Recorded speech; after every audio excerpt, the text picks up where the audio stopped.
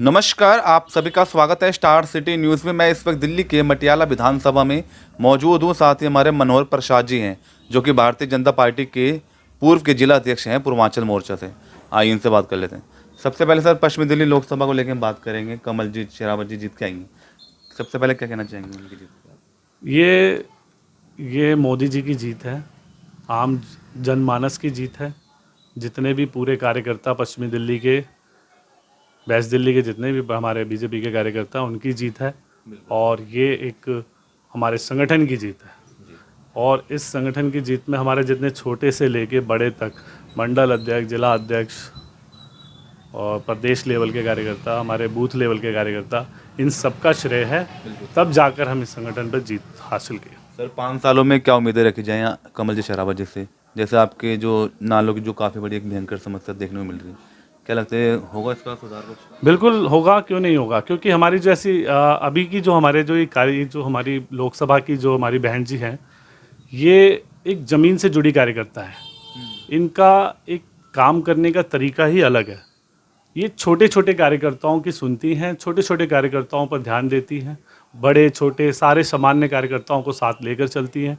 रही बात काम की, तो काम तो इन्होंने अनगिनत करवाए हैं। जैसे ये हमारे यहाँ की मेयर रही हैं, तो मेयर रहते हुए उन्होंने अनगिनत काम कराए। मैं एक आधा काम का मैं आपको जिक्र नहीं कर सकता, इन्होंने काफ़ी काम करवाए हैं।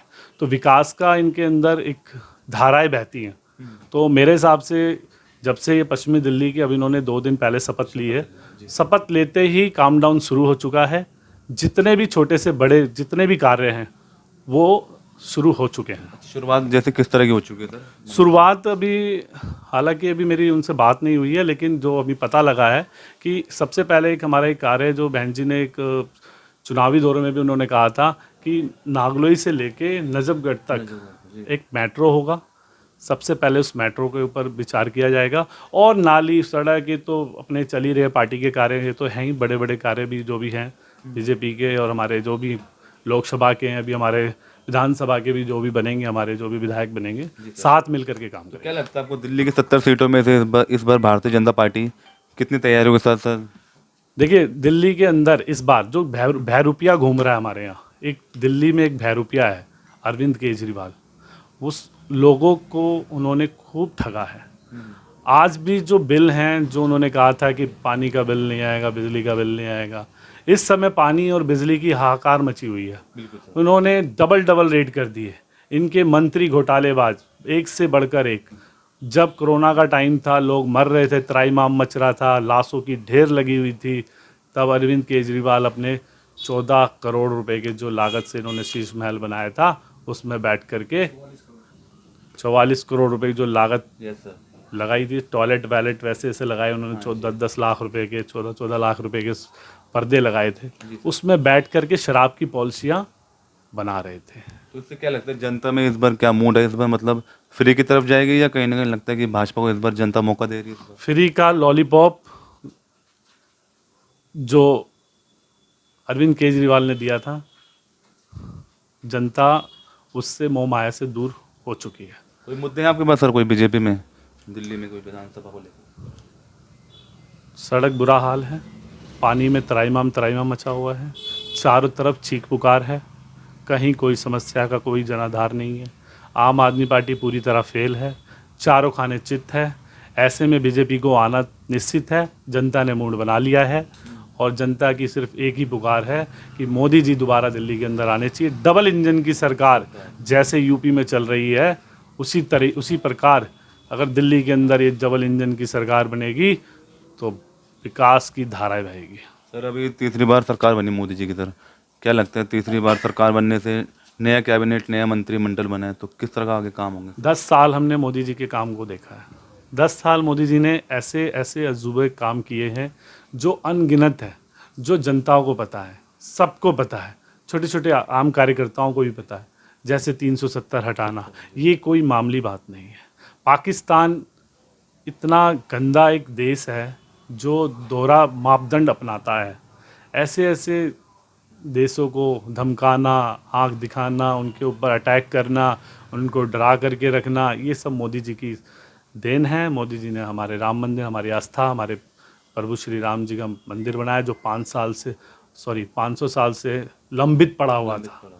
तो इस चीज़ ऐसे ऐसे छोटे छोटे काम किया, मैं कह रहा हूँ बहुत अनगिनत काम। मैं तो क्या बताऊँ, सुबह से शाम हो जाएगी। बड़े बड़े हाईवों की जाल बिछाना ये मोदी जी की कैबिनेट की देन है। सर मगर राम मंदिर को लेके आप चुनाव लड़ रहे थे, 400 नारा लेके चल रहे थे आप, 240 सीटों पे आप सिमट के रह गए सर, कहाँ कमियाँ रह गई सर इस बार चुनाव? देखिए, ये पार्टी का विषय है, पार्टी इस पे विचार कर रही है। कॉन्फिडेंस ज़्यादा था सर इस बार चुनाव में? ये कह नहीं सकते, क्योंकि पार्टी ने तो बिल्कुल अपने तरीके से लेवल से काम किया। कहीं होते हैं पार्टी के कोई छोटे छोटे कार्यकर्ता, कहीं नाराज़गी होती है। मगर यूपी चुनाव को देखते हुए क्या कहेंगे आप सर? यूपी चुनाव फिर दोबारा हम तीसरी बार सरकार बनाएंगे। मगर सर वहाँ पे तो सीटों पे कटौती हो गई आपकी काफ़ी। कटौती तो देखो, ये लोकतांत्रिक है, कहीं कभी ज़्यादा कभी कम होता रहता है। संविधान का एक मुद्दा सर जो माना जा रहा है इस बार चुनाव में, कि ये भी एक मुद्दा है सर संविधान को लेकर। ये लोग जो विपक्ष के जो लोग हैं, इन्होंने संविधान का डर दिखाया है। ऐसा कतई नहीं है, मोदी जी संविधान के खिलाफ है ही नहीं।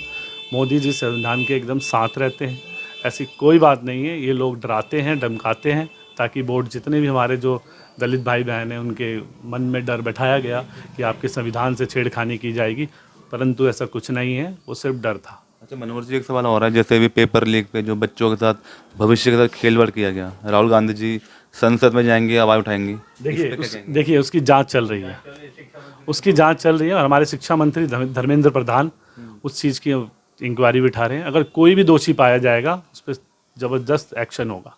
तो सर बच्चों के साथ खेलवाड़ हुआ ना सर भविष्य के साथ? भविष्य के साथ बता रहा हूँ मैं आपको, अगर भविष्य के साथ किसी प्रकार की भी खिलवाड़ हुई है तो उसकी जांच हो रही है। जो भी जांच में दोषी पाया जाएगा उनको ज़रूर सज़ा मिलेगी। आपकी अपनी क्या एक्टिविटी सर क्षेत्र के बीच में सर? हमारी क्षेत्र की एक्टिविटी मटियाला विधानसभा है। मटियाला विधानसभा से हमारी जो लोकप्रिय प्रत्याशी हमारी कमलजीत शेरावत जी हैं, वो हमारे इस मटियाला विधानसभा से आती हैं, और वो यहाँ उनका अच्छा प्रभाव है, और हम दोबारा इस सीट को आपकी जीतेंगे। अपनी कोई क्षेत्र के बीच में कोई सेवा सर, आप जैसे पॉलिटिकल बीजेपी में भी जुड़े हैं? नहीं, मैं आम जनमानस से जुड़ा हुआ हूँ। जो छोटे मोटे कार्य होते हैं, जो मेरे से होते हैं, मैं कराता हूँ, और अगर मेरे से नहीं होते तो हमारी बहन जी हैं कमलजीत शेरावत, उनके पास जाते हैं, वो उनका निवारण करती हैं। ठीक है, धन्यवाद। ओके, धन्यवाद। तो ये हमारी सीधी बात मनोहर प्रसाद जी से, स्टार सिटी के साथ मैं जितेंद्र गुप्ता।